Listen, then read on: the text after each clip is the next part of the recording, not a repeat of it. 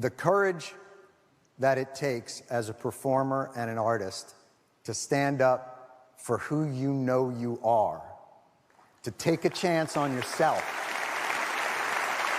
is just one more reason why we all just love and respect and admire this man. And, you know, it was until we started touring a couple of years ago together that I really got a chance to watch him walk through life. I always imagined him on a tractor, you know, out in Ohio, listening to Prince. But because it was Dave, obviously, I just imagined that Prince was there, because that's just how Dave's life was. Things happen in Dave world that just don't happen anywhere else. In fact, the last time, this was in 2008, I think, and I was in D.C. In the back of this little restaurant was a gentleman that I recognized as Dave Chappelle. And I thought, why is Dave Chappelle here? And I said, Dave, what? I hadn't seen him in a long time. How are you? What are you doing? And we caught up, and I said, you know, Dave, I'm down here. I'm actually running over to Walter Reed. It was in the height of the Iraq War. And I was going to run down to Walter Reed, and I had a stack of Chappelle Show DVDs that I would bring with me, because they love those. And The Daily Show,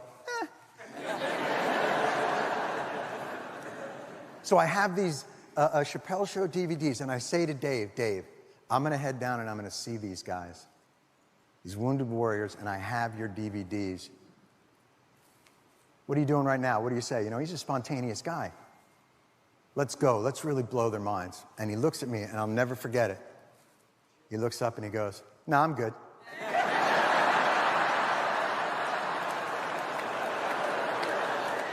I respected that so much. I don't know of anybody who cares more deeply and anyone who gives less of a fuck.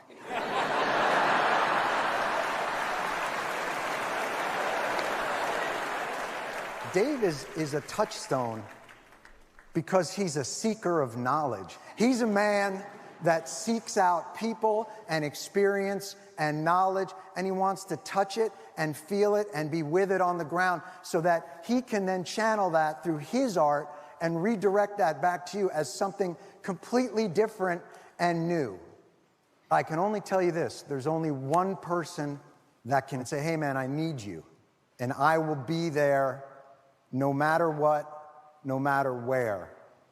And when he called me just recently and said, I need you, a week later I stood with Dave on a stage in Dayton, Ohio, 100 feet from the site of one of the worst mass shootings in American history.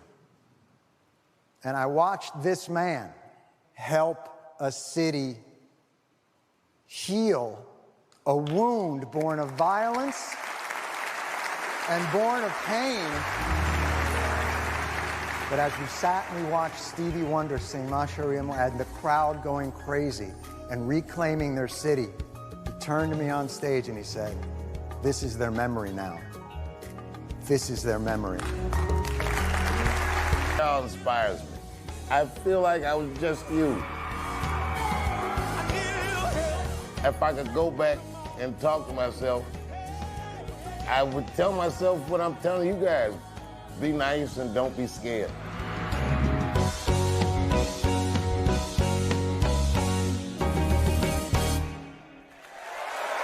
Thank you. The Mark Twain Prize was created in honor of a great satirist and irreverent observer of the world in which he lived. In honoring Dave Chappelle this evening with the Mark Twain Prize, we are honoring a comedian at the top of his game, someone who already has a lifetime of achievement behind him, but promises to have another lifetime in the coming decades. And for these reasons, the Kennedy Center is proud to present Dave Chappelle with the nation's highest comedic award, the Kennedy Center Mark Twain Prize.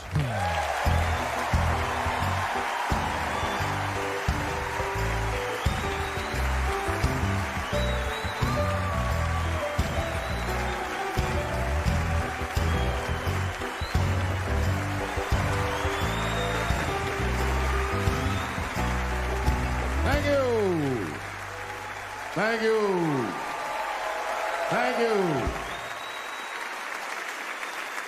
I like not knowing what's gonna happen.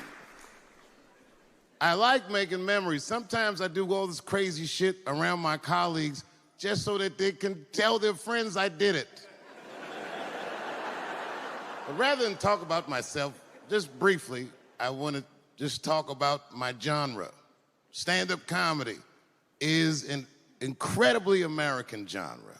I don't think any other country could produce this many comedians. And unbeknownst to many people in this audience, I don't think there's opinion that it exists in this country that is not represented in a comedy club by somebody. Each and every one of you has a champion in the room. We watch you guys fight, but when we're together, we talk it out. I know comics that are very racist, and I watch them on stage, and everyone's laughing, and I'm like, that motherfucker means that shit.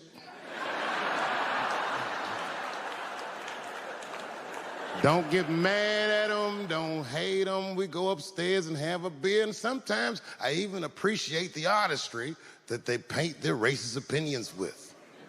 Man, it's not that serious. The First Amendment is first for a reason. The Second Amendment is just in case the first one doesn't work out. We gotta let some air out of the bowl, man. The country's getting a little tight. It doesn't feel like it's ever felt in my lifetime. So tonight, I am honored that my colleagues are here in comedy and in music.